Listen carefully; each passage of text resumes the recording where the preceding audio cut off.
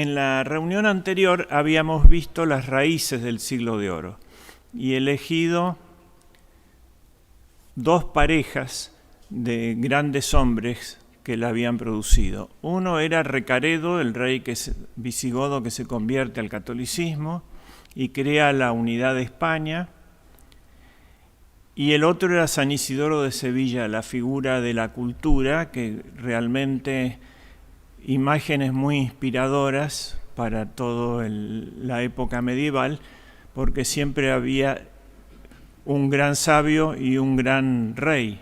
Por ejemplo, Carlomagno y Alcuino, el rey Arturo y el mago Merlín en las leyendas. Bueno, el mago Merlín de los visigodos fue San Isidoro de Sevilla. Luego tomamos a San Fernando, que es el que realmente crea la semilla de la unidad de España que va a culminar ahora con los Reyes Católicos. Y el sabio es su hijo, Alfonso el Sabio. Cada uno tenía un proyecto legal, que eso es lo característico de la hispanidad. Son las ciencias morales y el derecho, como sucesora de Roma. Y tiene también un proyecto educativo y cultural. En el caso de Isidoro de Sevilla había hecho 5 tipos de escuelas distintas, que fueron la infraestructura que permitió después recibir toda la cultura. Y en el caso de Fernando el Católico y Alfonso el Sabio fue la creación de la Universidad de Salamanca. Eso es fundamental para que el elemento cualitativo que permite que haya una nación o un Estado-nación o un gran reino es poder educar a su propia clase dirigente. Si no hay autonomía conceptual, no hay autonomía. Se depende de dónde se forma la dirigencia. En el caso que nos toca ahora, dentro de este proyecto, la gran reina va a ser Isabel la Católica, y el gran organizador y científico va a ser el cardenal de Cisneros, que podemos en este mismo esquema señalar a Alcalá de Henares, la universidad que fundan ambos, pero cuyo mejor exponente es Cervantes, es un egresado de Alcalá de Henares. Entonces vayamos nomás a nuestro tema. Había empezado nuestro drama hace 800 años, cuando España cae en poder de los musulmanes. En ese momento se salva Bizancio, que en el 710 había sido atacada por los musulmanes, pero cae España. Si hubieran caído los dos a la vez, se hubiera perdido Europa. Era una operación de pinzas gigantescas. Y ahora, 800 años después, cae Constantinopla en el 1453, pero se recupera el reino de Granada y terminan los 800 años de dominio musulmán en España. Si no, hubiera sido igual el peligro existió hasta Lepanto de una invasión, ¿no es cierto? Entonces hay que ver cómo, frente a este resurgimiento, a esta conmoción de las naciones que parece que llegó por fin el juicio de las naciones, en el fin de los tiempos, ¿no?, con todo este drama mundial que estamos viviendo, es muy interesante ver cómo se veían esos mismos problemas en el 480, en el siglo XV al principio. Vamos a ver entonces de qué realidad partían.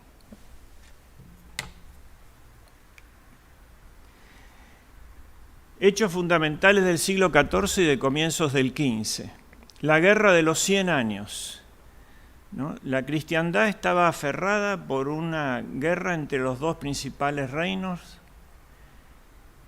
Francia e Inglaterra, que duró más de 100 años, hasta 1453. Y eso le quitó una enorme fuerza que permitió que avancen los turcos. la peste negra, donde murió 1/3 de Europa. Y si bien estalló un siglo antes, Europa estaba diezmada, sobre todo el Imperio Bizantino y lo que está alrededor del Mar Negro. Igual que ahora, había llegado por el camino de la seda una rata y estalló la peste negra. Pero había una cantidad de situaciones que hicieron posible que se desarrolle la peste. Una es la gran afluencia que había de gente hacia las ciudades que abandonaban el campo y que estaban hacinados, ¿no? El nacimiento de como ocurrió luego con la Revolución Industrial. El cisma de Occidente, otra desgracia, donde hubo 2 papas, de 1378 a 1418, y a veces 3. El mismo cónclave se reunió una vez y eligió a Urbano VI, y después volvió a reunirse y eligió a Clemente VII. Y así llegamos al 1400, donde reina el abuelo de Isabel, Enrique III el Doliente. A Castilla lo afectaba esto en forma muy importante, porque el rey de Aragón, que era uno de los principales reinos de España, estaba del lado del cismático de Benedicto XIII, el Papa Luna, y el contestable don Álvaro de Luna, que había sido el gobernante de Castilla, también estaba en el mismo bando, Pedro de Luna. Bueno, en 1400 muere el gran poeta inglés Geoffrey Chaucer. Se produce la batalla de Angora entre turcos y mongoles y conquista las Canarias Jean de Betancourt por Castilla. Jean de Betancourt, conocido como el Navegante o el Tintorero o el Grande, fue encomendado por el Enrique III de Castilla para la conquista de las Islas Afortunadas en 1402. Esto es muy importante porque aquí se hacen como conductas arquetípicas de lo que después se hará en América, en el descubrimiento de América. Jean de Betancourt era un normando, descendiente de Guillermo el Conquistador y de Godofredo de Bouillon. Es contratado por el rey de Castilla para conquistar las Canarias y podía ser naturalmente rey de ella como un rey vasallo, subordinado al rey de Castilla. Él conquista la isla de Lanzarote, la primera, que era la más hermosa, y establece ahí una ciudad, un obispado y 3 parroquias, como un comienzo de civilización. La isla estaba poblada por bereberes o iber, parece que era la misma etnia que existía antes de los tiempos, en tiempos neolíticos, en el norte de África, que se llamaban bereberes, y en España, que se llamaban iber. La raíz es la misma, pero no se puede comprobar. De esos grupos, parientes de los íberos y de los bereberes, eran los canarios. Y los canarios pobres tenían una cultura rudimentaria, y lo que hacían era proveer esclavos para los bereberes en el África, que dominaban también Granada. Y también iban de cacería a algunos reinos europeos. Esto no lo podía tolerar Castilla, entonces lo mandan a Jean de Betancourt a conquistar las Canarias y a terminar con el tráfico de esclavos. Polémica que sigue hasta con Colón y siguió después en América. Pero esto es un antecedente de la posición adversa. ¿Qué hace? Bueno, conquista efectivamente la primera isla, las otras no, porque había que ir Tenerife, La Palma, ¿no? La Gran Canaria, no la llega a conquistar. Vuelve y deja a él era soltero, a rendir cuentas y deja a Martín de Betancourt y al rey de la isla que lo mantiene, el cacique sería Guardafia, al frente de la isla, pero ambos son traicionados por el segundo al mando, el que estaba más allá de Martín de Betancourt, y por el séquito del rey nativo, que todo el paganismo tiene la solución del problema económico, ha sido siempre la esclavitud, ¿no? Una solución del problema económico sin esclavos es un invento del cristianismo. Toda otra referencia termina así. Entonces, cuando vuelve, Jean de Betancourt encuentra que se había restablecido el comercio de esclavos. Y ahí decide tomar una cantidad de medidas muy importantes que serían paradigmáticas para la conquista española. La primera, lo llama al rey Guardafia y le dice: yo puse ya todos los medios políticos y esto continúa. Es decir, que tenemos que usar medios sobrenaturales. Usted se va a convertir. Segunda medida, y va a ingresar en la sociedad española por el bautismo. Martín de Betancourt iba a quedar a cargo de sus derechos, se iba a casar con la hija de Guardafia. Empieza el mestizaje para evitar que haya una casta dominante y una dominada y toda esa cuestión del racismo. Y por supuesto que hay que resolver el problema económico y no basta con prohibir la esclavitud ni con prohibir después en América la antropofagia, hay que resolverles el problema. Entonces se introduce la caña de azúcar y la vid, que después llegarán a América, son aclimatadas en las Canarias por Jean de Betancourt. Vuelve a España, luego a Roma, y va en un viaje por 15 días. El primer día va a San Pedro, asiste a la misa del Papa, el Papa lo reconoce y lo dice que se aloje en el Palacio Apostólico. El día 15, cuando terminan de hablar, quería saber todo cómo había ocurrido ahí, manda a traer unos libros, el Papa, y es el libro del registro de los reyes, a los cuales se les daba todos los sacramentos, se registraban, como todavía, y acá había que registrar un sacramental, y lo hace rey de las Canarias, lo inscribe en el rey. Jean de Betancourt vuelve a España y le cede a su rey, el rey de Castilla, por el cual había él actuado. Los reyes católicos terminan la conquista de las Canarias, la Gran Canaria, etc., ¿no?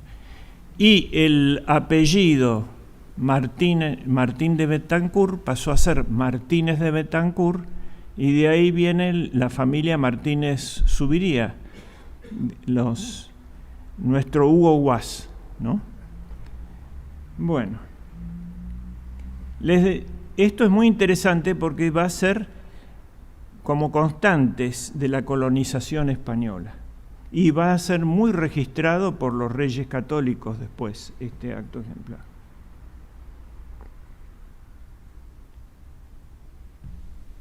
En el año 406 muere Enrique el Doliente y empieza el largo reinado de Juan el II, que es este que está en la imagen, el padre de Isabel la Católica, que termina en el año 54, arriba dice por error 74. Y se establece un concilio ecuménico en el 409 de Pisa, que elige el tercer papa. Había dos, entonces elige uno tercero y se agrava el problema.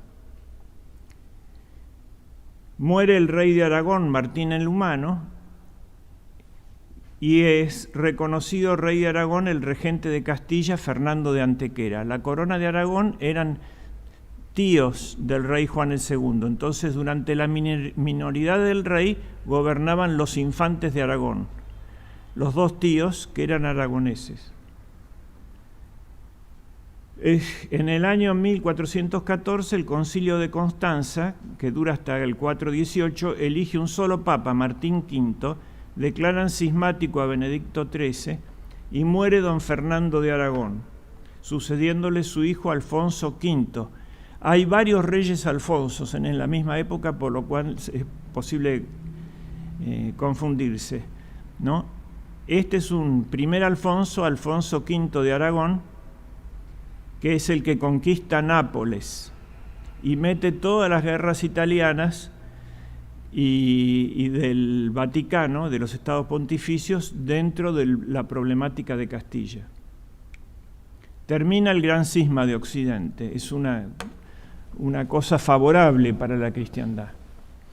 Los portugueses, despertados por la acción en las Canarias, con González de Zarco y Vaz Teixeira, descubren Porto Santo, Antonioto Danoli las islas del Cabo Verde, Fernando Po el Golfo de Guinea, dándole su nombre, exploran el Río de Oro, Senegal, el Congo, Sierra Leona, y ahí quieren abrir el camino a las Indias y lo hacen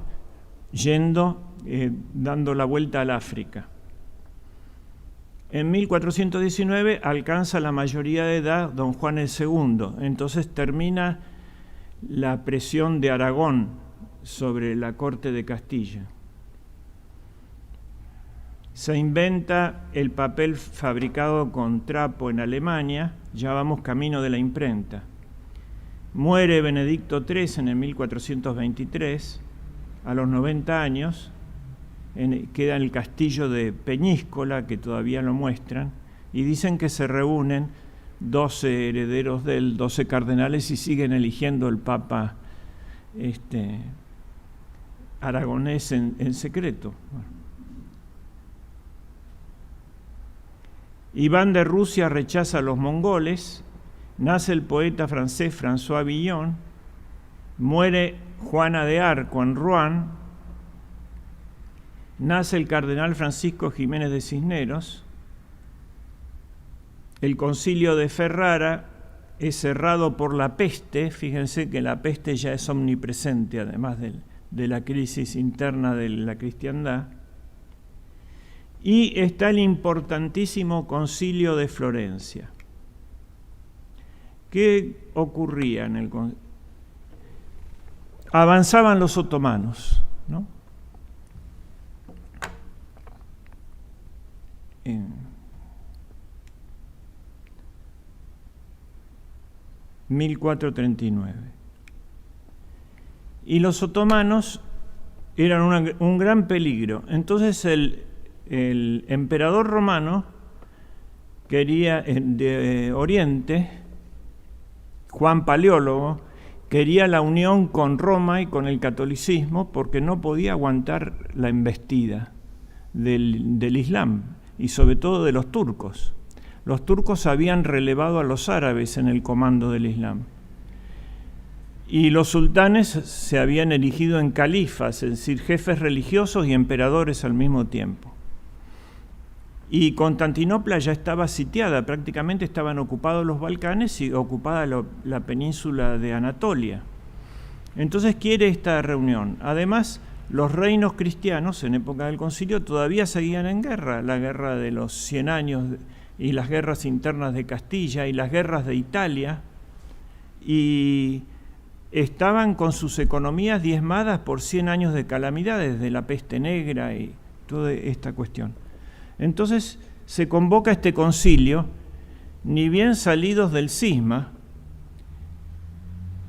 y acá vemos los que van entrando al concilio. Esto es de Venoso Gozzoli, acá hay un especialista de arte. Está en el Palacio Medici esta representación, y son los 3 Reyes Magos.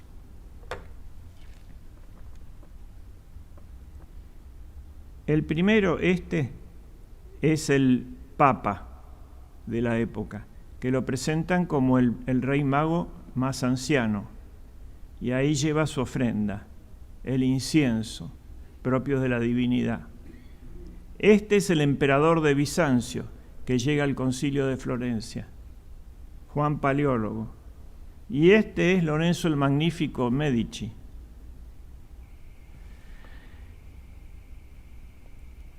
Y el concilio es en Florencia porque en Roma la situación era tan terrible que no se podía hacer ningún concilio por la guerra civil perpetua de los romanos. Estos son como en detalles, pero bueno, no nos podemos demorar mucho en esto. El Papa Eugenio IV requiere los servicios de Fra Angelico, que vivía en San Marcos, en el convento de San Marcos en Florencia, para la decoración de algunos muros de la Basílica de San Pedro y otros encargos particulares. Fray Angelico había alojado en el convento de San Marcos a los grandes teólogos de Oriente que venían para el concilio, todos los cuales fueron asesinados por los turcos cuando tomaron Constantinopla. Y recibió de ahí toda la doctrina de la iluminación platónica, que revolucionaría también el arte. Él ya había conseguido que los pintores no fueran meros amanuenses, sino que pudieran estudiar teología, como fraile dominico.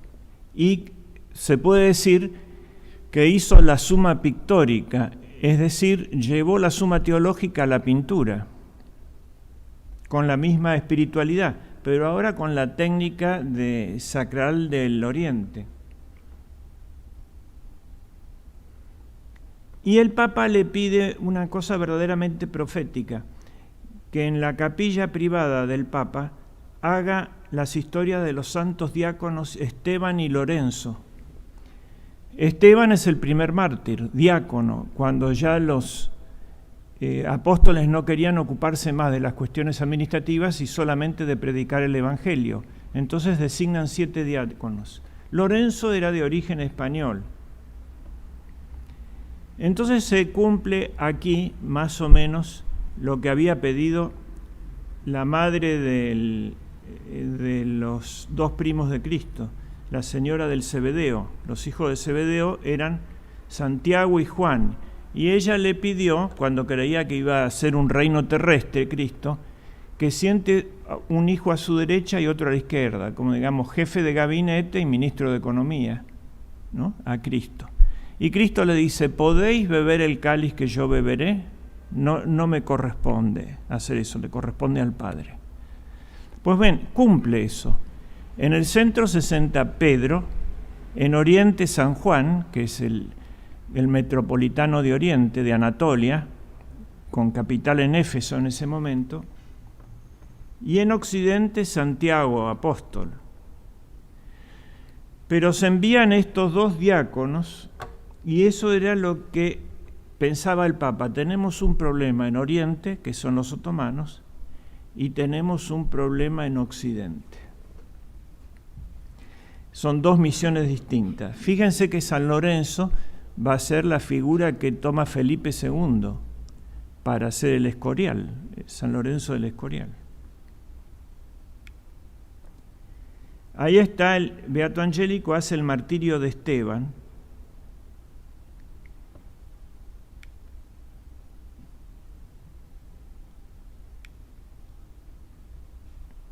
Acá está San Pablo teniendo la ropa de los que lo apedrean. Y acá está San Lorenzo recibiendo ¿qué? El Santo Grial, que está en Valencia, la misma copa de Melquisedec que se había utilizado en la última cena. El Papa, viendo el peligro que corría la cristiandad, se lo da a San Lorenzo para que lo lleve a España. Luego ahí está recibiendo la misión de distribuir el dinero entre los pobres. Ahí está la bolsa y ahí está repartiendo el dinero. Bueno, Esto era más o menos dicho en forma artística, el Concilio de Florencia. Ahora vayamos a ver a la parte conceptual. El resurgimiento del Islam, los árabes y los otomanos. Distinguían los siguientes problemas. Los árabes son un pueblo bíblico que tienen promesas de Dios, Ismael, y que actuará al fin de los tiempos, ¿no? Lo dice el propio Cristo cuando dice: la reina del mediodía que vino desde el fin del mundo para ver a Salomón, ¿no? Y acá hay alguien más que Salomón. Por eso yo les digo que se va a levantar al fin de los tiempos y va a acusar a este pueblo. Le da como una importancia escatológica. En cambio, los otomanos eran mongoles y era un poco una excusa para entrar con un credo al modo de una ideología de poder y dominar Occidente. Entonces el concilio quiere entrar y le encarga a Nicolás de Cusa la Criba alcoránica, un libro de ver en qué punto se puede apoyar el Islam, se puede apoyar el catolicismo para llegar a algún acuerdo con los árabes y separarlos. Cosa que hizo Lorenz de Arabia, pero políticamente, cuando sublevó a los árabes contra el imperio turco, a principios del siglo XX, si ustedes recuerdan. Pero las líneas se empezaron a tender desde acá. Después era, primero tratar de dividir eso, ¿no? Y recuperar, entrar con un diálogo teológico. Lo que responde Nicolás de Cusa es que hay que llevarlos a aceptar la Trinidad, que si aceptan la Trinidad van a aceptar todo el resto de la tradición, que el punto focal del diálogo con el Islam árabe era ese. Y había que terminar con el cisma de Oriente. Y había que evitar la guerra entre los reinos cristianos, porque eran los que producían el hambre, ¿no?, de todos los enemigos. Estaban avanzando los mongoles y los turcos sobre Europa. El problema de ciencia y fe. Ya había bastante descreimiento por el escándalo del cisma, por la peste y por todo eso. Entonces había que buscar una especie de integración del saber. Bueno, el concilio en parte triunfó. Llegó a la unión con la ortodoxia y con las iglesias de Oriente. La bula Lectamur Cheli reunificó con la iglesia ortodoxa y después otras con la iglesia armenia y con la iglesia copta de Egipto y con la iglesia siria. Había que apoyar al imperio cristiano de Oriente, pero ese apoyo no llegó. Respecto de los árabes ya lo dije. Y respecto de la desintegración de la cultura, se propone la empresa integral de la cristiandad, de la evangelización y la marcha hacia Occidente. Esa era la misión que podríamos decir de San Lorenzo, que dará como resultado de la era de los descubrimientos, que era al mismo tiempo un emprendimiento. Frente al Islam no podía haber una respuesta parcial, tenía que ser integral. Si era parcial, por más que se ganasen en la parte militar, económica, etcétera, como fue la colonización del siglo XIX, ¿no?, a principios del siglo XX no había ninguna nación islámica independiente. Sin embargo, era un desafío de una civilización ya materialista y no se podía con una potencia espiritual. Eso es lo que no se podía ver. Bueno, el concilio dijo que la respuesta tenía que ser integral, como diríamos, desde la teología hasta las flechas, o hasta las bombardas sería en esa época. Por lo tanto, el descubrimiento de América, que todavía no estaba, se iba preparando como una empresa científica, el descubrimiento, ¿no?, religiosa, la evangelización, y política, la incorporación a la cristiandad.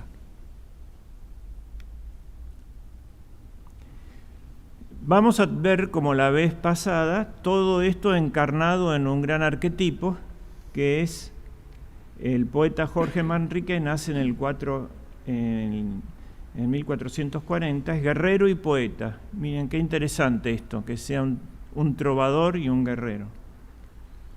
Alfonso V de Aragón conquista Nápoles y entra todo el Renacimiento italiano en España.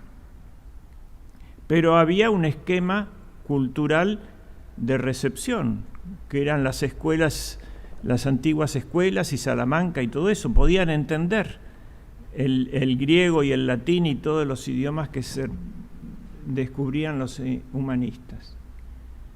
Gutenberg hace público su invento de imprenta. En el 1451 nace Isabel. En 1452 es decapitado don Álvaro de Luna, condestable de Castilla. En el 52 nace Leonardo de Da Vinci y cae Constantinopla. Llegamos tarde. La toman los turcos y lo que hacen es matar a todos los que habían firmado inmediatamente estaban bien asesorados la unión con... Fíjense ahora cómo se manejan las mismas categorías, ¿no es cierto? El cisma ortodoxo, el patriarca de Ucrania obedece al de Constantinopla y no al de Moscú.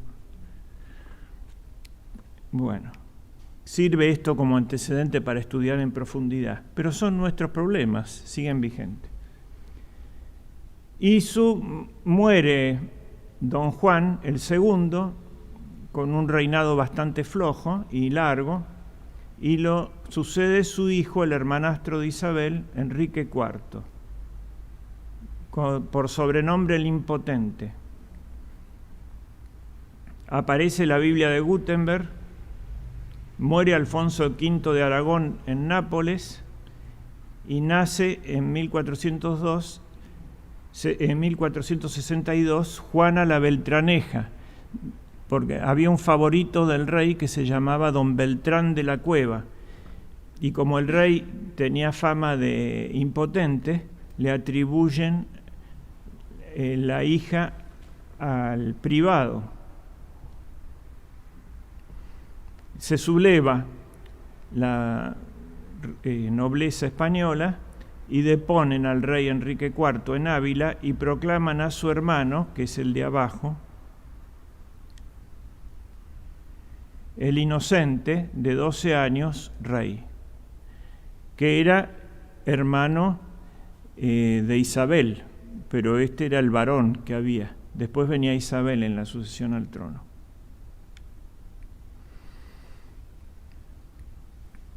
Alfonso pobre muere, el chico, que este es el segundo Alfonso que está ¿no? Alfonso de Castilla. Y Isabel es proclamada princesa de Asturias, es decir, heredera. Y el rey acepta eso, el rey Enrique IV, aunque desheredaba a su hija, supuesta hija, la Beltraneja. Y don Gómez Manrique asiste al pacto de los toros de Guisando. Estos toros están desde el Neolítico en España y son algo así como Stonehenge, el círculo de las piedras en Inglaterra, como remontarse a la raíz neolítica, al origen de la historia. Bueno, ahí se reúnen para acordar que sea Isabel la princesa de Asturias. Hay negociaciones por los futuros reyes católicos, Fernando de Aragón. Eligen por maestro al don Rodrigo Manrique, por gran maestre. Y empieza el reinado de Isabel y Fernando. Fallece el rey en el año 74 y Fernando de Aragón e Isabel de Castilla asumen el trono de Castilla. Isabel como reina efectiva y Fernando como rey consorte.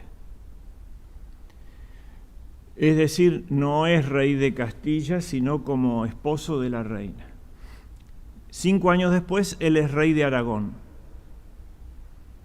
Fueron los primeros monarcas en ser llamados reyes de España. Isabel accede al trono después de proclamarse reina, después de la muerte de Enrique IV de Castilla. Y estalla la guerra de sucesión. Es decir, el Concilio de Florencia había pedido paz en los reinos cristianos. Los franceses, ni bien se libraron a los ingleses, se dedicaron a atacar a Italia. Y con el turco avanzando. Y los reyes católicos, que creían sinceramente eso y querían llevarlo, estaban frente a una guerra nacional e internacional, porque Fernando era rey de Aragón, era otro país, no era el reino de Castilla. Y la Beltraneja estaba casada con el rey de Portugal, que es otro Alfonso, Alfonso de Portugal, V también. Entonces invaden las tropas del rey de Portugal Castilla, de modo que lindo comienzo, una guerra civil e internacional, como fueron todas las guerras desde el Renacimiento hasta acá, que todas las guerras civiles son al mismo tiempo guerras internacionales.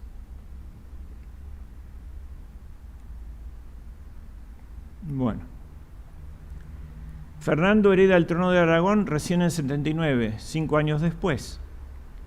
Y cuando muere Isabel en 1504, deja en su testamento que su heredera es su hija Juana, la madre de Carlos V, y no el rey. El rey, el marido, el padre de Juana, queda como regente en algún tiempo. Y el que verdaderamente manda en el reino es Cisneros, el cardenal arzobispo de Toledo. Eran 3, y jurista. Esto es muy importante, porque aparece un nuevo personaje en el primer Estado europeo, que es el abogado. Ahora los reyes católicos crean el primer Estado moderno. Vamos a ver qué instituciones crearon. Cuando ellos asumen, el país estaba desquiciado por el reinado de Juan el II, que era muy bueno para las artes y las humanistas. Basta nombrar al marqués de Santillana, ¿no?, a don Juan de Mena y a los Manrique, que eran grandes poetas, una familia de guerreros y trovadores, pero era un desastre la inseguridad, el bandolerismo. Habían llegado a las puertas de Granada y por la guerra interna perdieron de conquistar Granada justo en el mismo momento que caía Constantinopla, así que se postergó la recuperación del reino de Granada. Estaba en la hacienda en la ruina.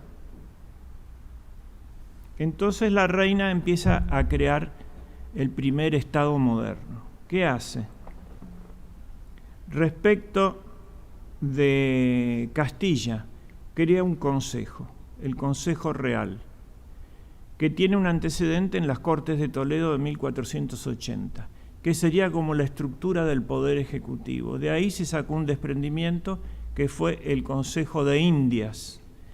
Ambos efectivísimos y actuaron muy bien, y le delega poderes a ese consejo.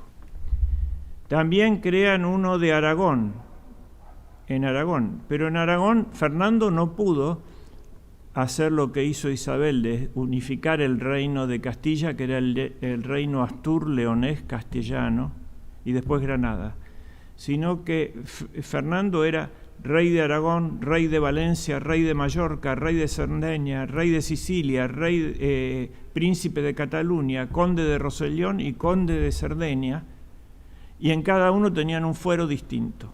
Y el Consejo de Aragón flotaba arriba de eso. Llevó bastante tiempo. Se dio mayor poder a los lugartenientes de la zona. Se instauró en los municipios el corregidor, regidor y corregidor. Hay una ciudad en Filipinas que se llama Corregidor. Creó la primera policía, que era la Santa Hermandad o Guardia Civil, y esa policía permanente. En España existe, y acá también, el juntismo, es decir, una actitud frente a los desastres, que se reúnen los vecinos y nombran sus jefes, aceptan la capacidad para la misión de nombrar a uno de ellos, que después los mande, y defienden su seguridad y sus cosas. Esto es una gran virtud colectiva. Eso fue la semilla de la Guardia Civil, juntas de fe y juntas de patriotismo frente a los problemas ideológicos, de herejía, etc. Bueno, la reina lo institucionalizó y creó la policía interior del reino y le dio a ellos la recaudación de los impuestos, así que era como la FIP.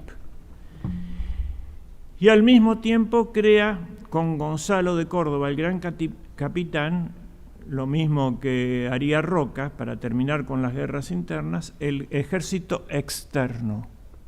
En lugar de que cada noble levante su mesnada, como era en la época del Cid, cada grande de España podía levantar un ejército. Eso fue parecido acá en la época de los caudillos, ¿no? Se logró unificar y los tercios fueron una forma de organización militar permanente ad extra. Entonces tenía ejército, tenía policía, tenía FIP.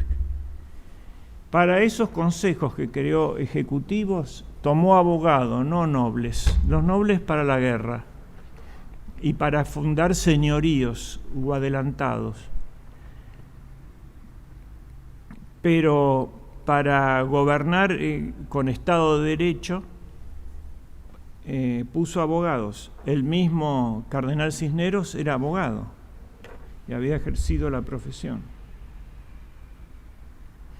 Entonces hubo una especie de división de poderes. La principal división era el poder religioso y el poder civil, digamos, real. El poder religioso se ocupaba del deber ser y el poder civil de lo que se puede hacer dentro de lo que se debe hacer. Del poder religioso dependía la educación, las universidades, por ejemplo, que tenían autonomía, la autonomía académica, científica que se requería. No podían entrar en las universidades de la cristiandad, eso ya era de antes. Pero el poder que ahora tiene la prensa lo tenía en la época la universidad. No pedían opinión a cualquiera, le pedían a uno que fuera científicamente sustentable. Vamos a ver un caso concreto con lo de Colón. Cómo se tomó la resolución que ningún otro reino la pudo tomar, a pesar de que Colón viajó por todas las cortes de Europa, la tomó el reino de Isabel. Aquí está este cuadro que representa la política religiosa de Isabel, que fue y Fernando y Cisneros, una prerreforma católica que evitó las guerras de religión y que evitó la ruptura con la Edad Media. Logró que una continuidad cultural. Por lo tanto, el Siglo de Oro, en lugar de presentarse como una ruptura respecto a la Edad Media, es un florecimiento de la civilización cristiana. Santo Tomás de Aquino, Santo Domingo, Isabel, su hija Isabel, que moriría, Fernando de Aragón, el Juan, el hijo varón, que también moriría. El gran inquisidor.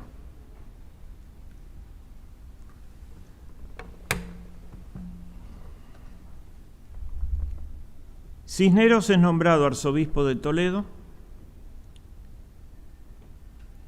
y gobernó Castilla prácticamente hasta que llegó Carlos V. Y llevó adelante primero la reforma religiosa. ¿Qué ocurría? Los conventos estaban relajados, no se cumplía ninguno de los votos, ni el de castidad, ni el de pobreza, ni el de obediencia. La escolástica había decaído espantosamente, eran una cosa abstrusa de comentarios, de comentarios, de comentarios. No había interioridad religiosa, era todo una cuestión exterior sin profundidad. Entonces, atacó estos puntos Isabel. Primero, una nueva escolástica, la renovación de la escolástica, ¿y en qué consistió? En ir a los textos originales, no comentarios de comentarios. Ir a Santo Tomás, por eso está ahí, sosteniendo el trono, directamente. Y a los padres de la Iglesia, a los clásicos. Segundo, reformar los convento por convento. Cisneros se recorría cada convento de España, primero de los franciscanos, que era su orden, y luego de los otros, corrigiéndolos y enderezando eso. Después, iniciar la interioridad religiosa, la teología mística, que se llevó al punto más alto, pero el movimiento se inicia con Isabel y Cisneros, con Santa Teresa luego y con San Juan de la Cruz, ¿no? Etcétera. La teología mística. En la parte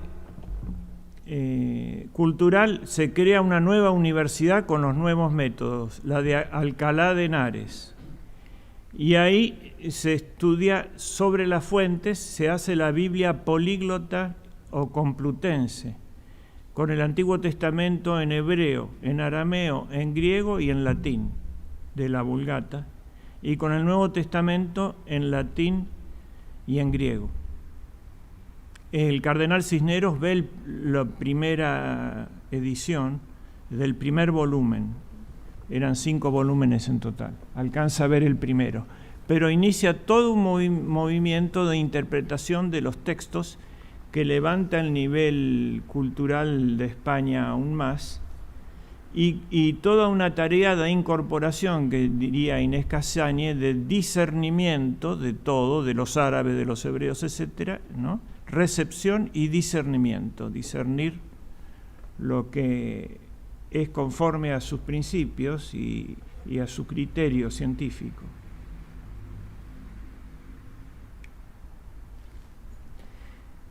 La unificación religiosa era en torno al catolicismo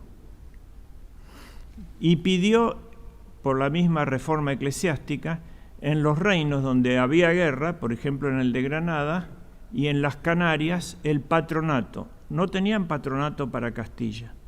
El patronato que existió en nuestra Constitución hasta la reforma del 94 era para los lugares donde había donde tenía que intervenir en política el rey o en política religiosa, porque estaba amenazado los cristianos de ese lugar, para favorecer las misiones. Ellos podían opinar en cuanto a los obispos y dignatarios de Castilla, pero podían proponer los candidatos para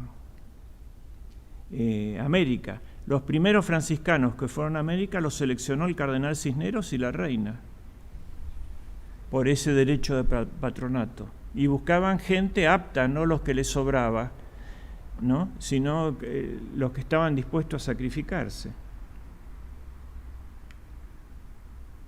La política económica. La base económica durante el reinado de los reyes católicos estaba basada en la agricultura, la ganadería lanar y la exportación de materias primas en Castilla.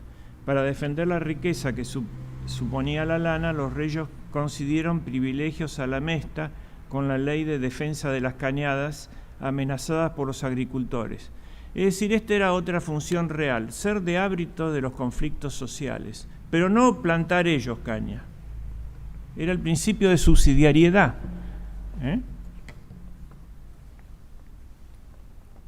Pedían el quinto de la minería, pero que los minerales eran del minero. Los reyes sostenían, por ejemplo, las minas, no las de oro, sino las minas de azogue y de mercurio, porque se necesitaban en la explotación minera. Y si un particular monopolizaba eso, se transformaba en el dueño de la minería. Entonces, como una carga, ese material estratégico lo distribuían ellos. Pero después tomaban el quinto de las regalías, que todavía están en nuestro derecho, en cierta forma, bastante torcida. Siempre era que la iniciativa privada vaya libre, ¿no? Y con el respaldo real. Y después, con el resultado, ahí aparecían los reyes. Y otro gran problema para la estabilidad económica que debería estudiarse ahora, que estamos en una gran crisis y en la pandemia cayeron tantas empresas, etc. Pero históricamente, antes de esta noticia de la pandemia, la falta de continuidad de las empresas argentinas no se debía tanto a las sucesivas crisis económicas, sino a que no resuelven su problema de sucesión. ¿Por qué? Porque el papá o el dueño de la empresa compite con el hijo mayor. Esto se da así y es una cuestión cultural. Entonces la reina establece el mayorazgo, que lo anuló Vélez en el Código de la Legítima. Pero no era que era todo propiedad del mayor, era propiedad de la familia. El mayor, como eran agrícolas, era el que trabajaba la tierra, porque los menores todavía no podían trabajarla. Entonces era el administrador, pero para vender el fundo se necesitaba la reunión del Consejo de Familia. El mayor tenía la administración y debía dotar a las mujeres, porque la tierra no debía salir de la familia entendida por varones, pero a la mujer había que darle su parte en dinero.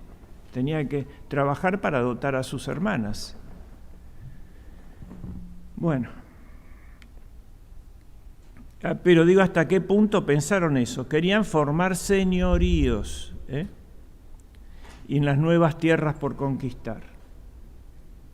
El arte de la decisión. La vez pasada vimos el orden intelectual que salía de Isidoro de Sevilla, y ahora veremos un ejemplo cuando analicemos el texto de Manrique, ¿no?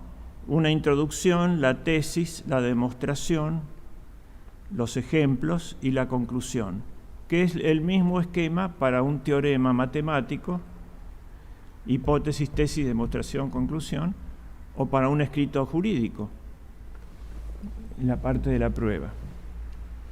Ahora viene cómo era el arte de la decisión, nos interesa. Vamos a dar un esquema conceptual y después un caso práctico. El arte de la decisión era la virtud de la prudencia, que dispone la razón práctica para discernir siempre el bien y elegir los medios justos para realizarlo. Necesita de la razón práctica, pero también de la inspiración, que viene por el don de consejo. Es un hábito sobrenatural. Esto lo sabían hasta los paganos, ¿no? Que era necesario estar inspirado para hacer una poesía o una carta personal. No la puede hacer uno en cualquier momento, ¿no? Necesita de la inspiración. Y eso venía, las partes de la prudencia eran 5 intelectivas y 4 prácticas. ¿Recuerdan que el trono lo sostenía Santo Tomás? Primero, la memoria del pasado frente a un problema médico.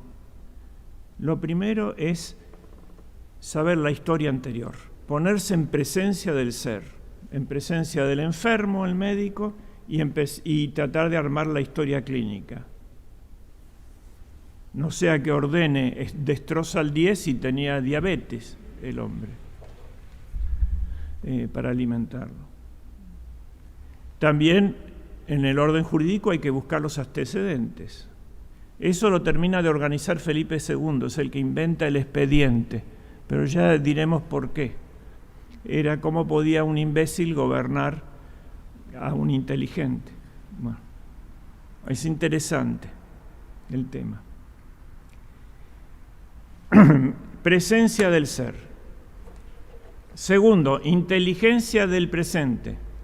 La idea del ser, tratar de entender el problema. Ponerse frente al problema es uno, es la memoria. Segundo, aplicar la inteligencia.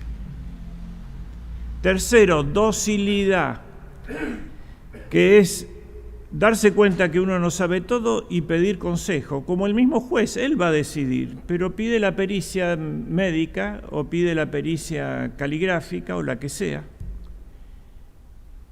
Consiste en saber pedir y aceptar consejos. Luego vienen 3 etapas que hacen a la percepción o intelección del caso, pero más de orden gubernativo que puramente intelectual.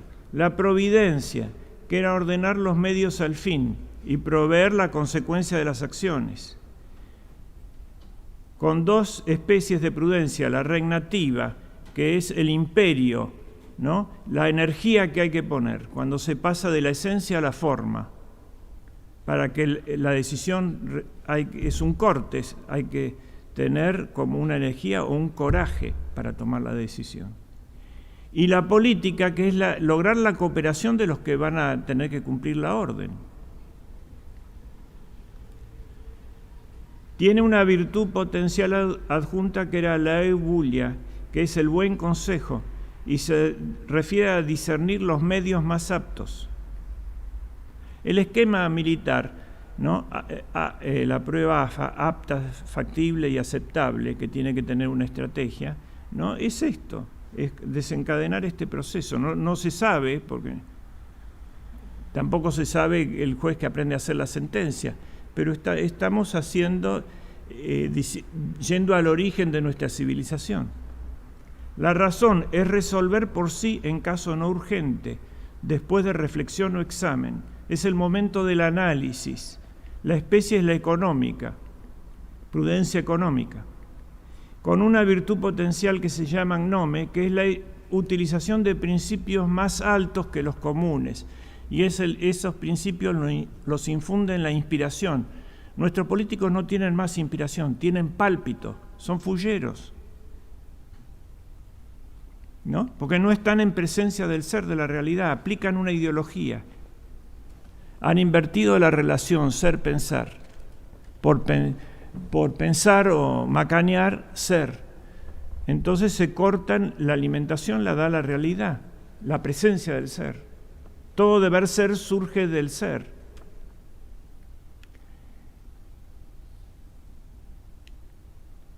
La sagacidad, que es la prontitud para resolver en sí en caso urgente. No podemos hacer todo este camino, hay que resolver. Y bueno, tiene que acertar, ¿no? Como el artesano en su oficio. El médico pidió ya los análisis porque es un proceso infeccioso, pero no le viene, dentro de una semana va a estar cuál es. Bueno, tiene que resolver. Pongo un antibiótico de amplio espectro, si es del intestino, por ejemplo, Flagyl, que suele cubrir todos esos virus, y después cuando venga el específico, aplico el específico cuando tenga el dato. Circunspección, que es considerar todas las circunstancias y juzgar la conveniencia de cada acto. Cautela, que es ver los problemas que puede llevar al fracaso, los problemas extrínsecos. Siempre que se va a ver una decisión, va a estar la contramedida. Integración práctica, era el noveno, que era integrar todo lo demás en un solo acto. Bien, la política exterior, vamos a ver, y después iremos al caso de... La exitosa política exterior expansionista llevada a cabo por Fernando Isabel, el rey continuó la política con sus intereses puestos en el Mediterráneo y en rivalidad con Francia. Castilla estuvo orientada hacia el Atlántico y el Nuevo Mundo. La creación del primer ejército lo hizo González de Córdoba. Recuerden, matrimonio como en ello formaban parte de su política los sacramentos. Y el sacramento principal es la Eucaristía, que es el sacramento de la unidad. Todos los demás se ordenan a la Eucaristía. Por ejemplo, el matrimonio, a figurarla. La unión del hombre y la mujer es la unión de Cristo con la Iglesia. Pero la Eucaristía es unión. Entonces, el matrimonio de los reyes católicos estaba destinado a ser la unión. Y esa política de Austria también, feliz por el matrimonio, se hizo con todos los casamientos pensados. También como hizo Jean de Betancourt con el rey Guardafia, el casamiento.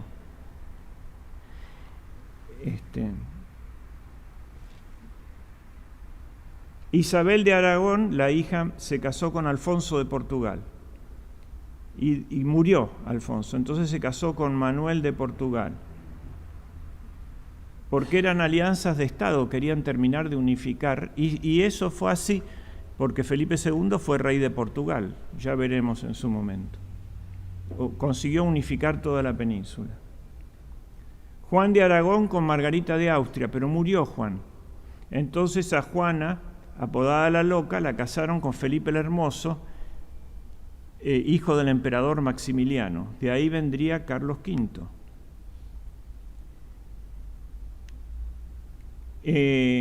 María de Aragón se casó con Manuel I de Portugal, al morir su hermana Isabel, y Catalina de Aragón con Arturo Tudor, y después con Enrique VIII, cuando murió Tudor. Es decir, tenían pensado sobre el sacramento de la unidad unificar el cristianismo y cumplir el concilio que decía basta de guerra entre los reinos cristianos. Interna. La reconquista de Granada. Bueno, los reyes decidieron tomar lo que había frenado don Juan el II y Enrique IV y se pusieron a recuperar Granada. Tuvo varias etapas. Desde el 84 al 87, la parte occidental. Boabdil firmó un tratado con los reyes y perdió la parte occidental. Del 88 al 90 iniciaron la conquista desde otro punto, desde el reino de Murcia, que había sido recuperado por Alfonso el Sabio. Y desde el 90 al 92 se exigió a Boabdil la entrega de Granada, y esa guerra significó terminaba la reconquista. Terminaron, y lo dice en su discurso Isabel, que sería interesante verlo, pero no tenemos tiempo, ¿no? Terminan 780 años de guerra. En el cortejo que entró a la Alhambra había un desconocido marino que se llamaba Cristóbal Colón. Ya estaba desde el año 86 buscando el apoyo de la corona y se le había dicho que no.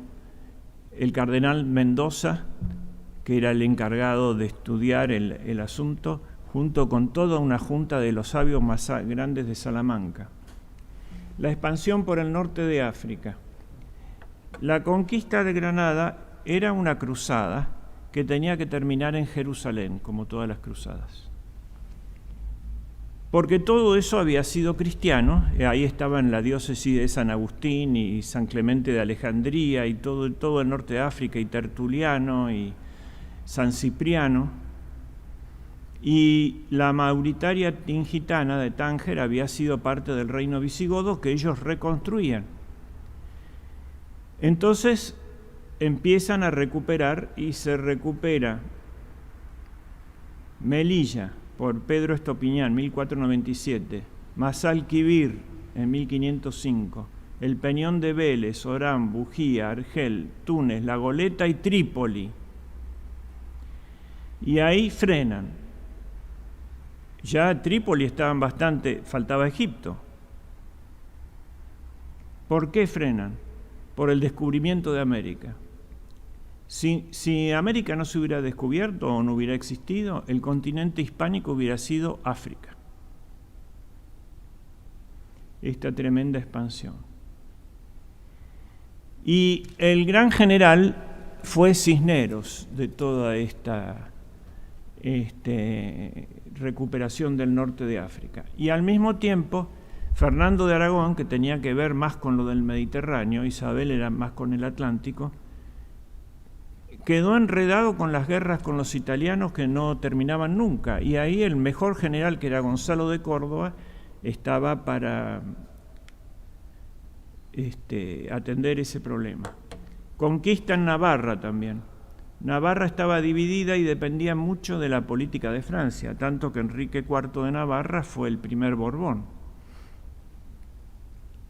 Y eso hacía que perturbasen mucho y estuvieran en guerra continua con Aragón.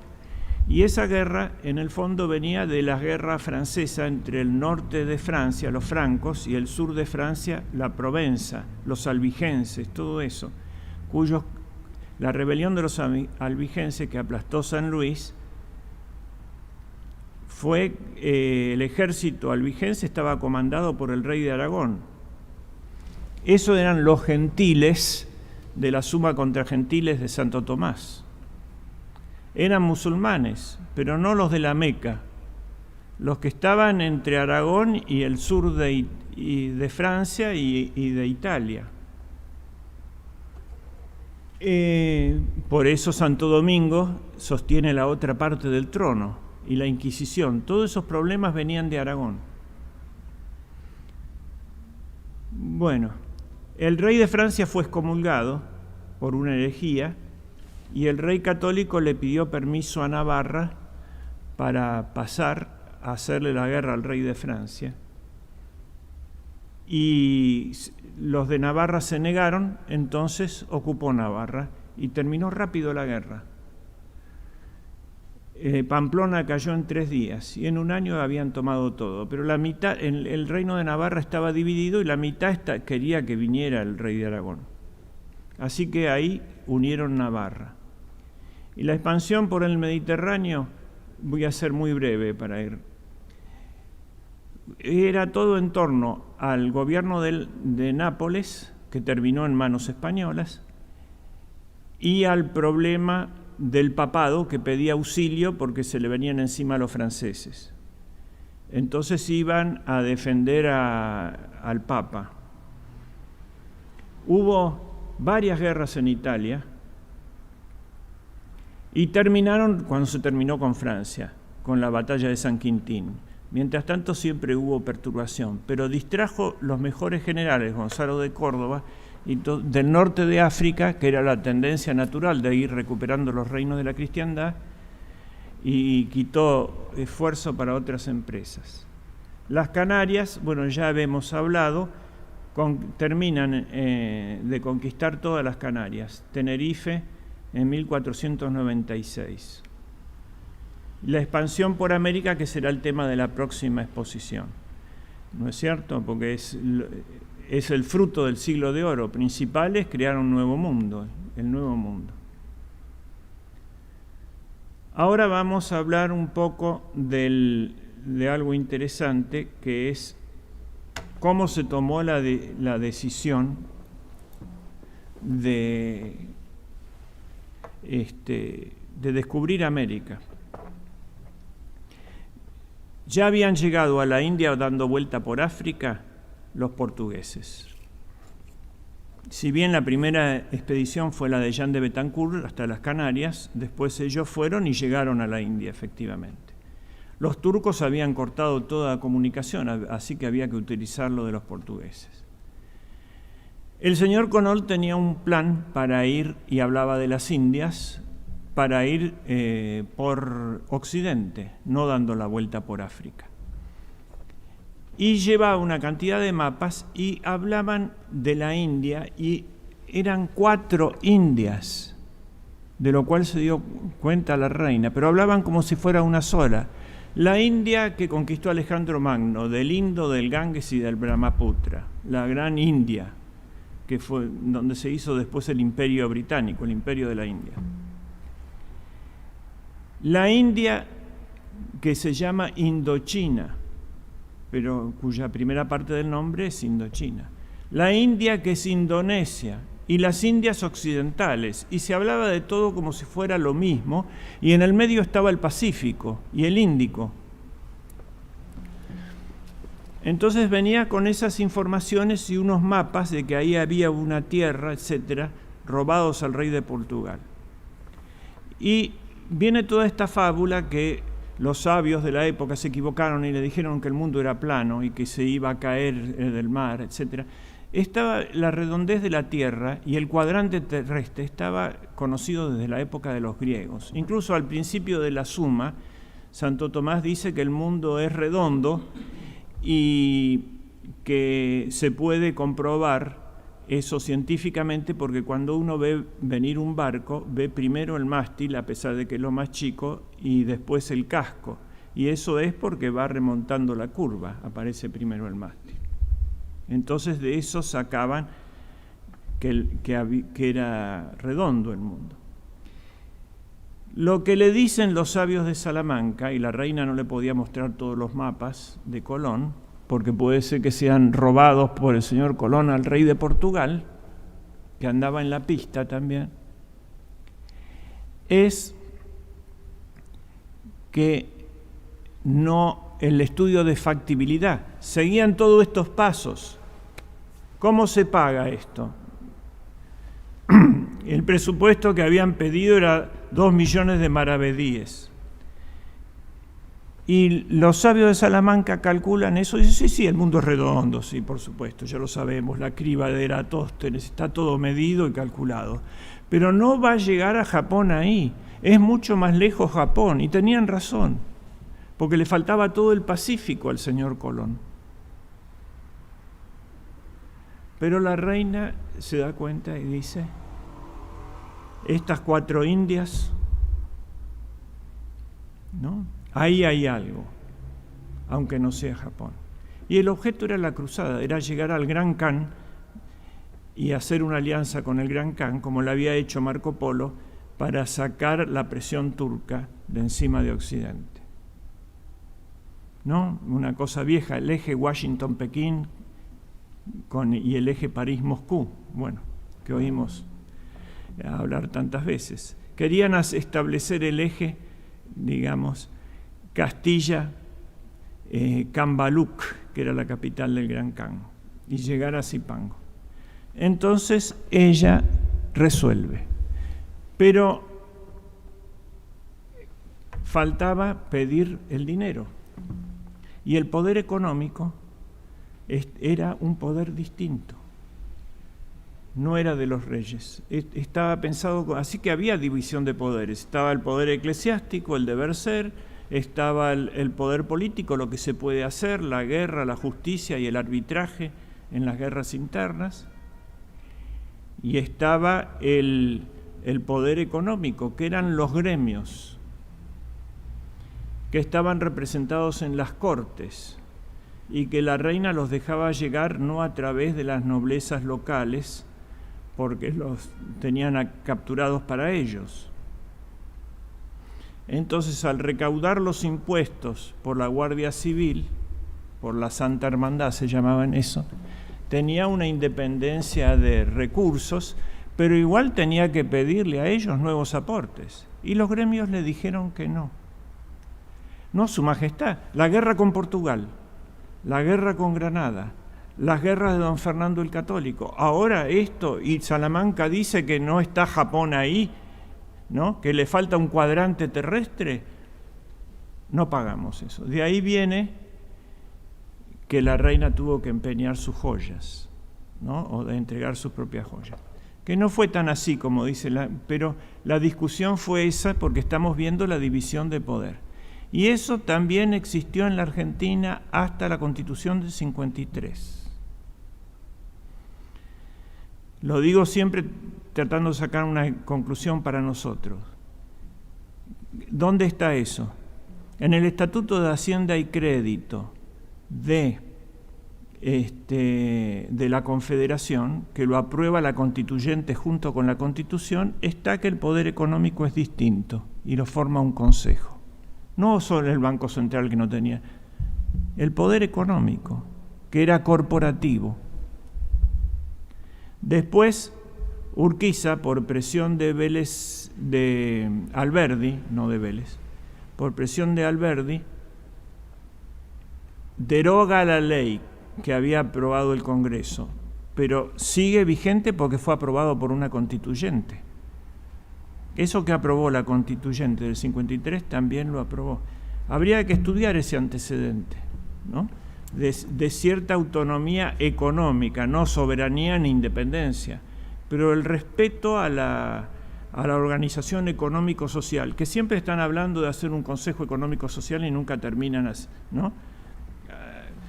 De reunirlo, ya estaba previsto, y era la forma de por qué la reina podía tener la prudencia política, que era captar la benevolencia de los vasallos, no la del imperio regnativo. Eso se lo guardaba para los enemigos de España. Política lingüística. La reina continúa este trabajo que había empezado con San Isidoro cuando no había castellano, sino solamente latín, pero ya se habían hecho las gramáticas, las retóricas, etcétera, que dieron por resultado el latín vulgar bien enseñado, y de ahí salió el castellano. Lo fundamental de esto es la exigencia de la verdad que tiene la lengua española, es decir, la salud mental que significaba en ese momento conectar con la realidad y superar la ideología, ¿no? Todo deber ser depende del ser, la realidad es más que la idea, que la ideología. El ideólogo se lleva por delante la realidad.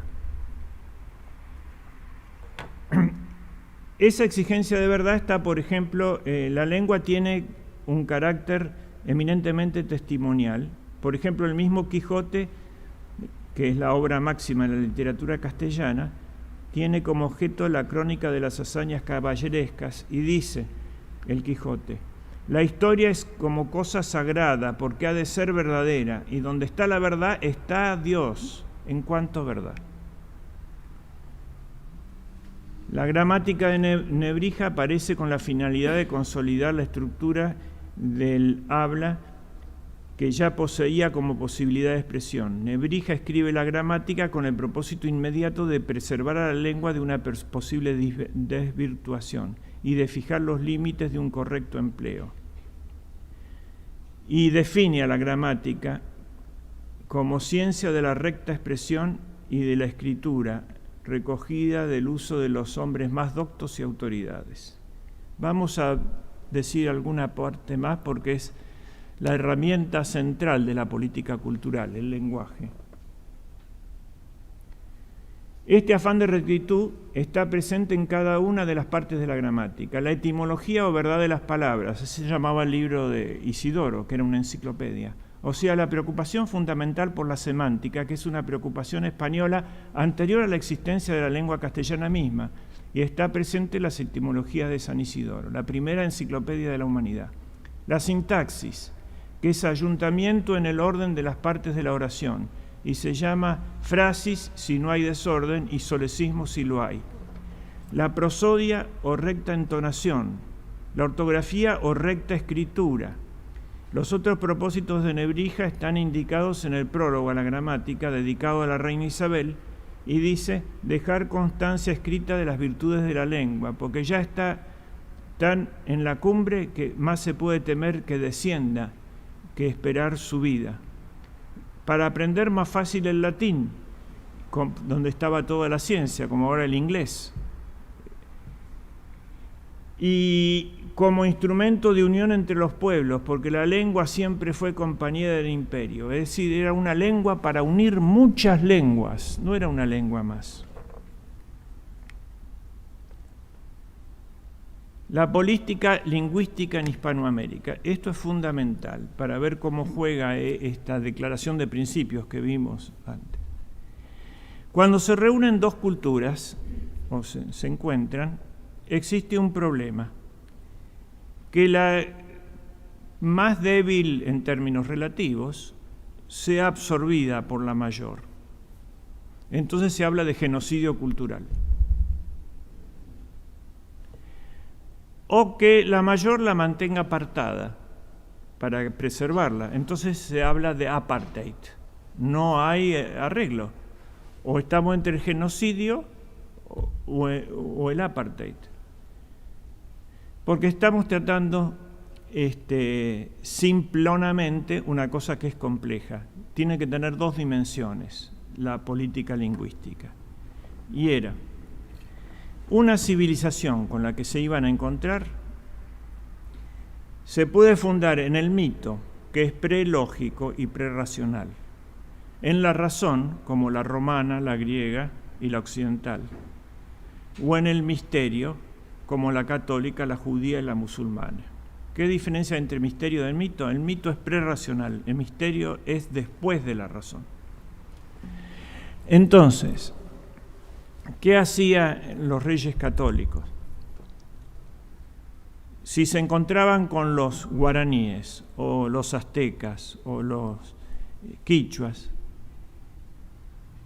lo primero que hacían era darle alfabeto, porque eran culturas míticas. Entonces, con el esfuerzo de tener un alfabeto en su propio idioma, el náhuatl, por ejemplo, para el azteca, entraban en el uso de razón, como nosotros a los 6 años, ¿no? Cuando tiene uso de razón se le enseña el alfabeto. Es un esfuerzo de abstracción que hace pegar el salto cualitativo. Y una vez que se dio ese paso y se enriqueció esa lengua, los misioneros hicieron los diccionarios y la gramática de guaraní. Los guaraníes tuvieron gramática 100 años antes que los ingleses. Le daban la lengua española también para que pudieran participar de una cultura mundial, una lengua para unir muchas lenguas. ¿No es cierto? El concilio de Lima, que equivale a los concilios de Toledo que organizaron el Imperio Visigodo, decía lo mismo. Debe enseñarse a cada uno su lengua. Y San Francisco Solano dice que en Santiago del Estero había 17 idiomas, sin contar los dialectos distintos. La realidad de América era de las Indias Occidentales, que era el nombre oficial, era una realidad fragmentada. Entonces, desarrollo de la propia cultura, por ejemplo, el guaraní tenía un módulo de 3, que significa que tenía palabras, tenía frases y tenía oraciones. No tenía suboraciones. Las suboraciones se las ponen los jesuitas para poder desarrollar más el lenguaje. Y así tomaban esas culturas y desde el idioma las enriquecían. A los zonas no se les podía, había que tenerlos en un apartheid científico porque sabían contar hasta 2. Entonces, ¿cómo les iban a enseñar matemática? Las tribus de la Patagonia tenían un solo verbo, ser, y 300 palabras. Eran en el paleolítico, no en el neolítico como los incas o los aztecas. Entonces esto es la política lingüística de los reyes, que estaba establecida un mes antes de que Colón llegue a América. Bueno, ahora vamos a ir directamente al texto, ¿ya es? No, ya voy a la poesía. Bueno, ya es hora. Sí. Bueno, disculpen por la longitud. Vamos a ir al texto. Que son las coplas de Manrique a la muerte de su padre.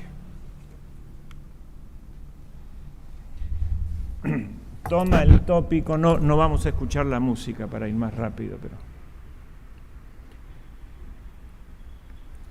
es el tema de la muerte, tomado como metafísico, pero para él era la trascendencia. Lo había tomado François Villon y era muy común después de la peste negra, por la gran cantidad de cadáveres que había por todas partes, ¿no? En París hubo lobos hasta el siglo XV. Se cerraban los postigos, la gente se moría de frío y se acumulaban, un tercio de la población muerta, se acumulaban los cadáveres en el cementerio, etcétera, los osarios. Era algo espantoso. Bueno. Y la cuestión es que en el cementerio de Santos Inocentes, después se graba, se pinta la danza macabra, que es que la muerte invita a toda la sociedad uno por uno a bailar, ¿no? Y va siguiendo la jerarquía desde el Papa hasta el último labrador y desde el emperador hasta el último soldado. El tema, había 15 temas que eran la metafísica de la época, que no lo podemos explicar, pero tal vez la próxima vez, ¿no? Existe un mundo sobrenatural, existe un mundo creado, el sueño es poner la atención en este mundo, Ese tema lo venían meditando desde Escipión el africano, el sueño de Escipión, que era la inmortalidad del alma, pero Manrique lo toma al tema del sueño, y también Calderón, La vida es sueño, que es la obra máxima de la literatura española, del teatro. El hombre como imagen de Dios, el espejo, el tiempo que huye, la vida como un río, el valor simbólico de los elementos, de la tierra, del mar, del aire y del fuego, el hombre como peregrino al otro mundo, la muerte como igualadora y justiciera, la vanidad de vanidades que sale de Salomón, de Contemptum Mundi, de Inocencio III, que es el desprecio de las glorias del mundo, como mentirosas, de los bienes mentirosos de Boecio, la riqueza, el poder y la fuerza y la belleza que se pierden, de las tres vidas, la terrestre, la de la fama y la eterna, y el ubi sunt, que significa en latín ¿dónde están?, ¿no? ¿Dónde están los que no están? Lo más famoso de la literatura francesa es la balada a las damas de antaño de François Villon. Pongo la versión francesa y la traducción esta de la Nidia Lamarque, y adaptada un poco por mí. Se refiere a las damas de antaño, ¿dónde se fueron? Decidme dónde está, en qué país, Flora la bella romana, Archipiada o bien Taís, quien fuera su prima hermana, pero Nieves de antaño, ¿dónde están?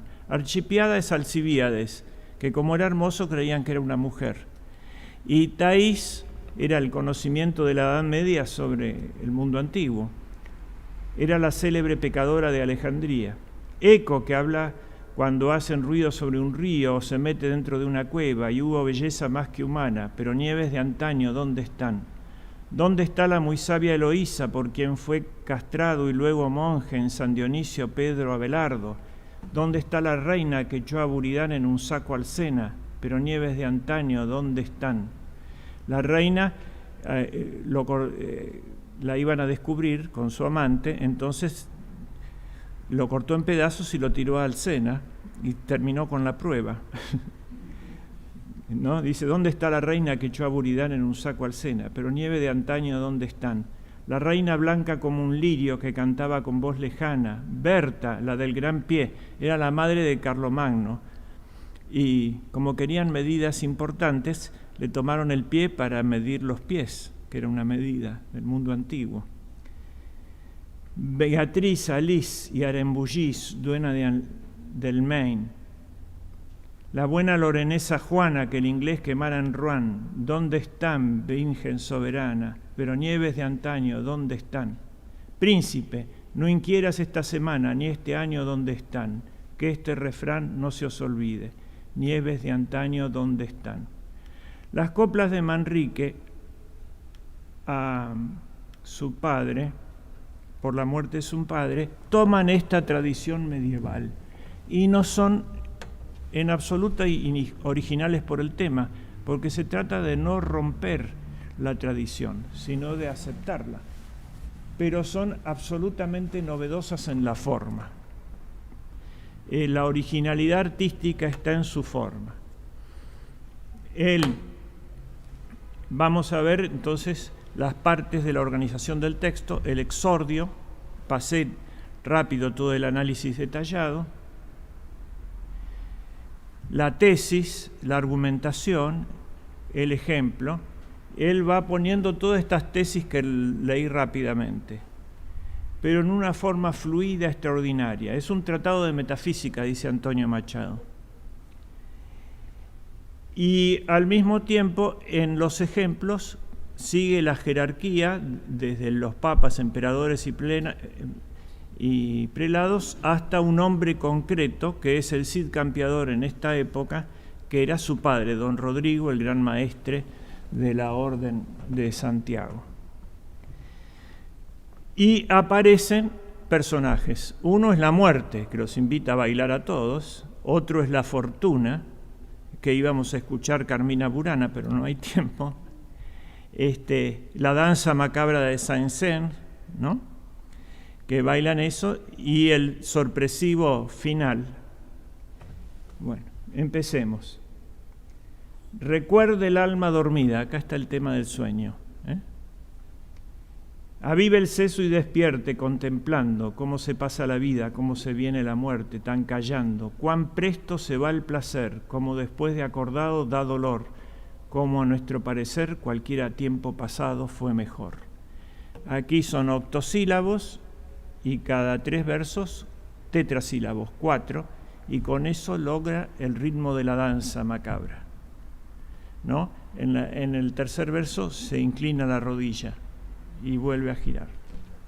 Pues si vemos lo presente como en un punto cesido y acabado, juzgaremos sabiamente y daremos lo non venido por pasado.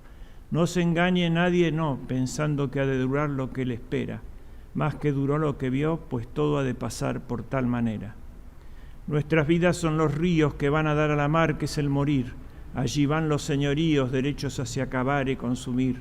Allí los ríos caudales, allí los otros medianos y más chicos, y llegados son iguales los que viven de sus manos y los ricos, ¿no?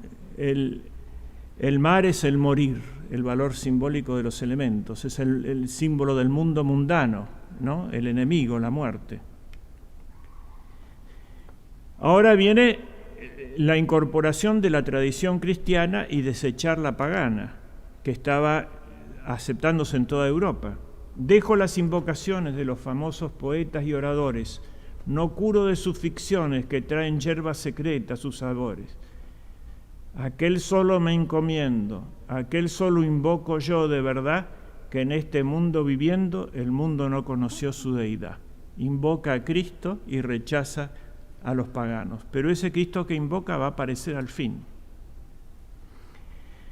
Este mundo es el camino, otro tópico, el homo viator, ¿no?, el hombre peregrino. Para el otro, que es morada sin pesar, mas cumple sin tener buen tino para andar esta jornada sin errar. Partimos cuando nacemos, andamos mientras vivimos y llegamos al tiempo que fenecemos, así que cuando morimos descansamos. Este mundo bueno fue si usásemos de él como debemos, porque según nuestra fe es para ganar a aquel que atendemos. Aún aquel Hijo de Dios para subirnos al cielo descendió, y al nacer acá entre nos y morir en este suelo, do murió. Ahora viene la argumentación, el tiempo, ahí está, medieval. Ved de cuán poco valor son las cosas tras que andamos y corremos, que en este mundo traidor, aún primero que miramos las perdemos. De ellas deshace la edad, de ellas casos desastrados que acaecen, de ellas por su calidad de los más altos estados desfallecen. Acá aparece la corte de la muerte, también personificada, la fortuna, o fortuna, velut luna, eran dioses paganos, ¿no? Mater admirabilis, que dicen las Carmina Murana. Y la edad, el tiempo, el olvido, que es enemigo del amor y hermano de la muerte. Decidme la hermosura, la gentil frescura de la tez y de la cara, la color y la blancura, cuando viene la vejez, ¿cuál separa? Las mañas y ligereza y la fuerza corporal de juventud, todo se torna graveza cuando llega el arrabal de Senectú. El arrabal era lo que estaba fuera de las murallas, es decir, la parte de la ciudad no defendida. La Senectú la presenta como un arrabal. Todo es una simbología de caballeresca y de guerreros. Acá está la diosa de la fortuna con su rueda presurosa, ¿no?, que sube y precipita. Pues la sangre de los godos y el linaje y la nobleza tan crecida, por cuántas vías y modos se pierde su gran alteza en esta vida, unos por poco valer, por cuán bajos y abatidos que los tienen, otros por no tener, con oficios no debidos se mantienen. Los estados y riquezas no nos dejen a deshora, ¿quién lo duda?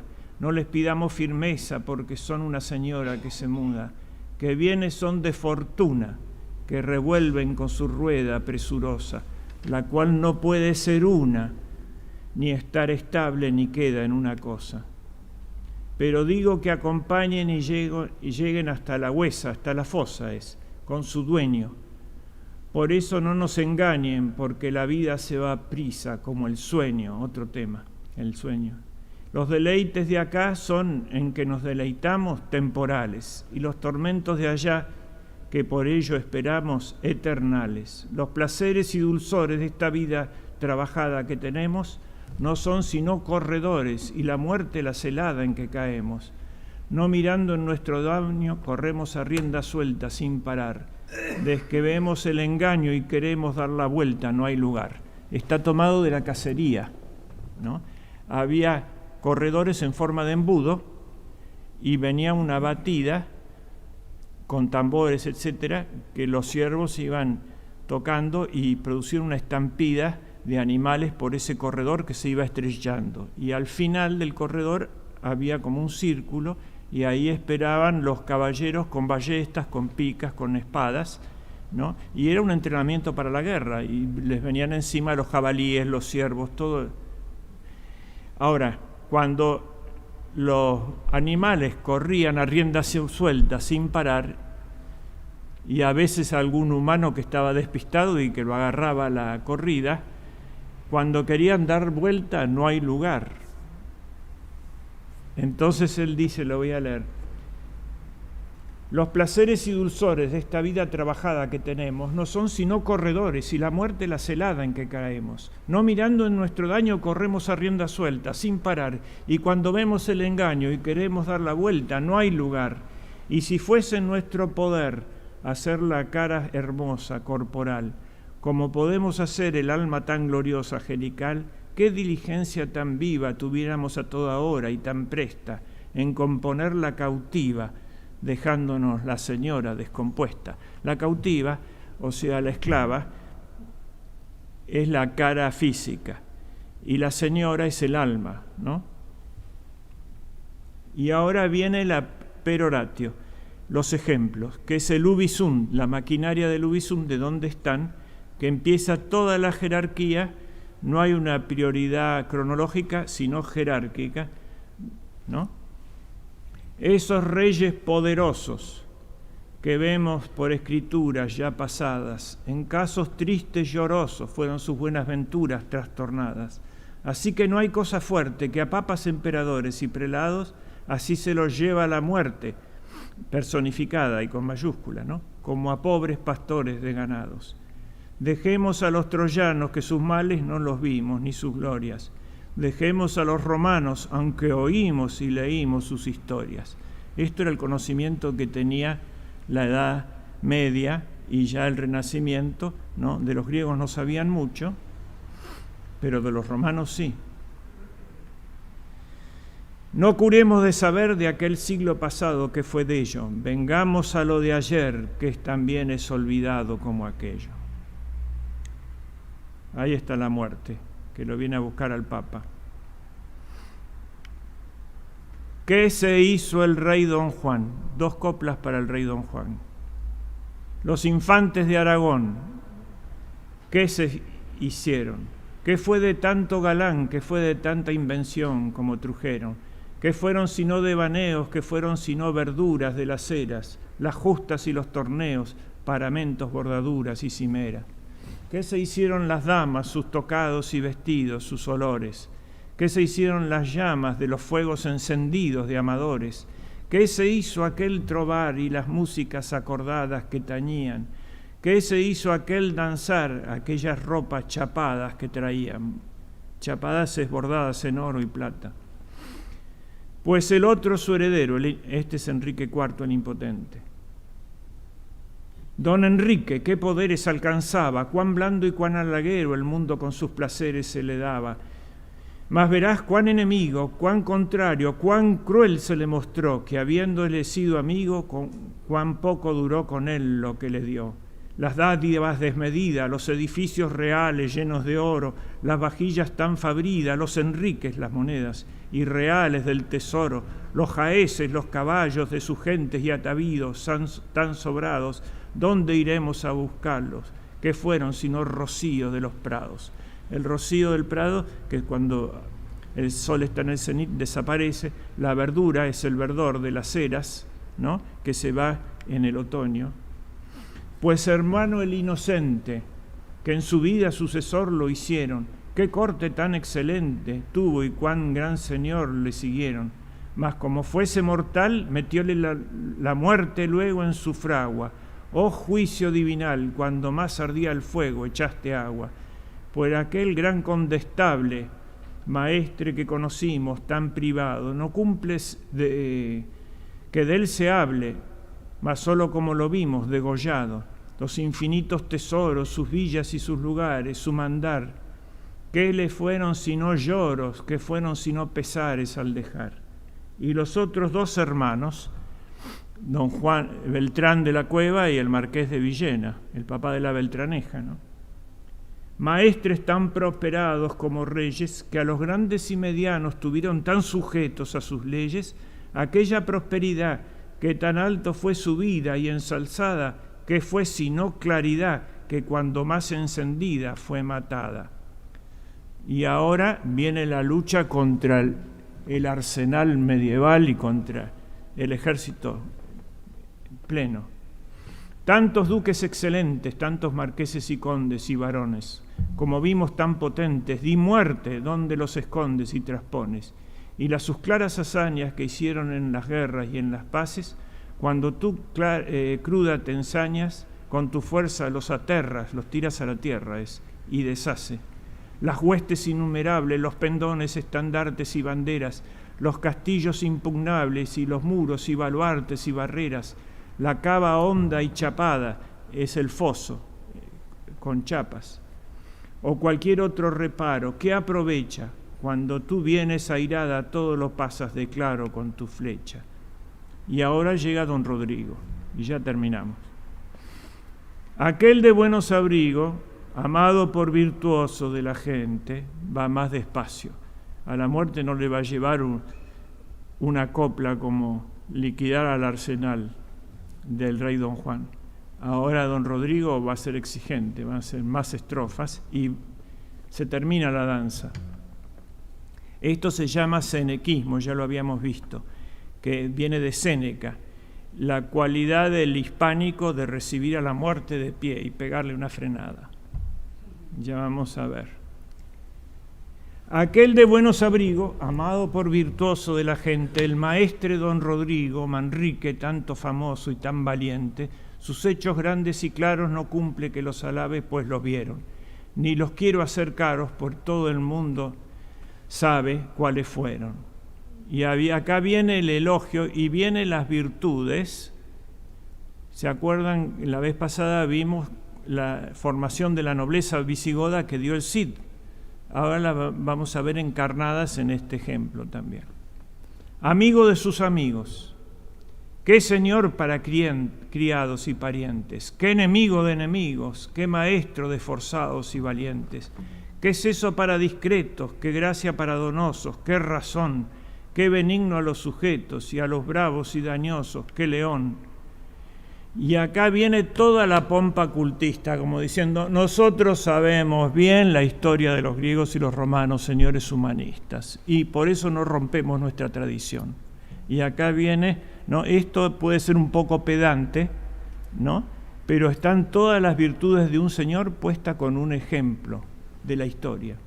En ventura Octaviano, Julio César en vencer y en batallar, en virtud del africano, Aníbal en el saber y trabajar, en bondad un Trajano, Tito en liberalidad con alegría, en su brazo Aureliano, Marco Tulio en la verdad que prometía, Antonino Pío en clemencia, Marco Aurelio en la igualdad del semblante, Adriano en la elocuencia, Teodosio en la humanidad y buen talante, Aurelio Alejandro fue en disciplina y rigor de la guerra, un Constantino en la fe y Camilo en el gran amor de su tierra.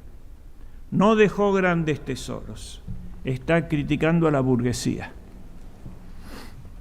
¿no?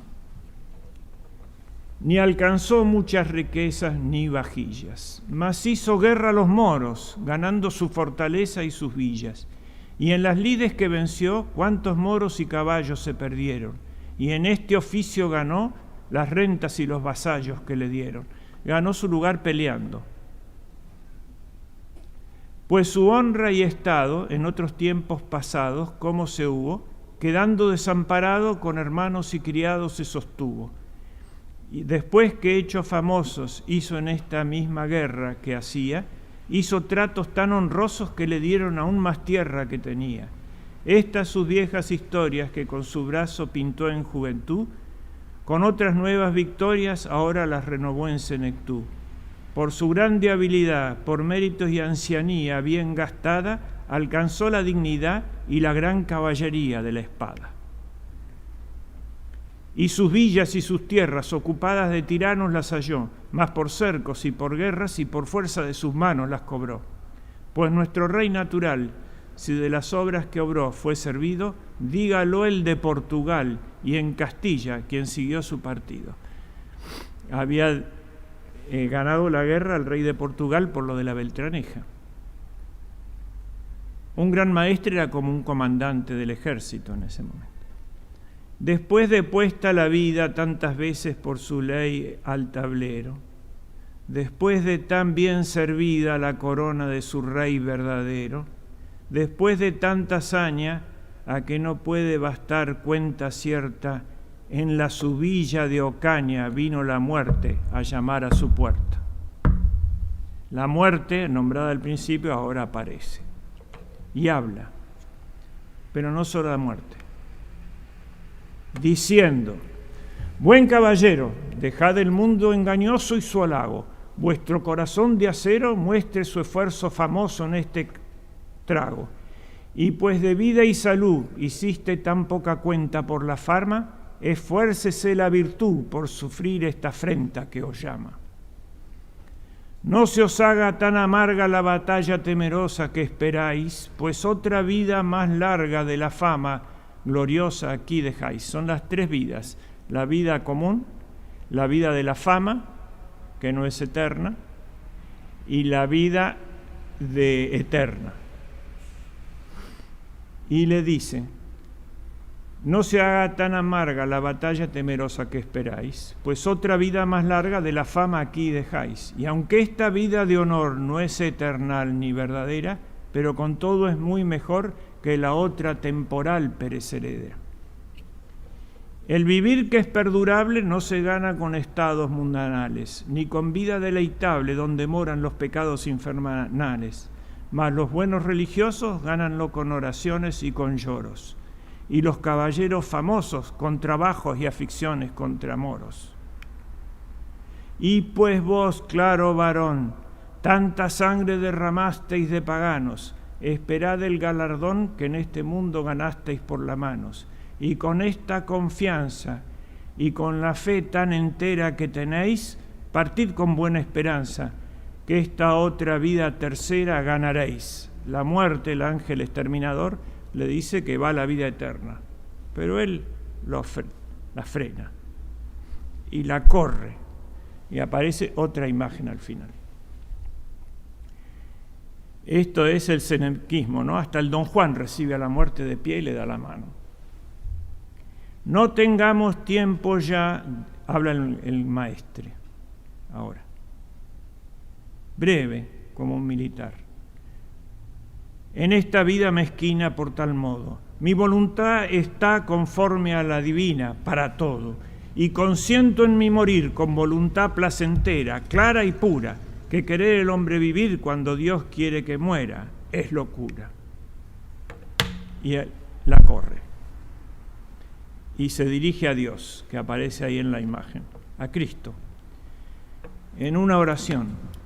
Tú, que por nuestra maldad tomaste forma servil y bajo nombre, tú, que a tu divinidad juntaste cosa tan vil como es el hombre, tú, que tan grandes tormentos sufriste sin resistencia en tu persona, no por mis merecimientos, mas por tu sola clemencia, me perdona. Así, epílogo. Con tal entender todos los sentidos humanos conservados, cercado de su mujer, de sus hijos, hermanos y criados, dio el alma a quien se la dio, el cual la dio en el cielo en su gloria, y aunque esta vida perdió, dejónos harto consuelo su memoria. El tema de las tres vidas, ¿no? El alma para Dios, muerte aquí, y para sus herederos les deja la memoria, la fama. Muchas gracias.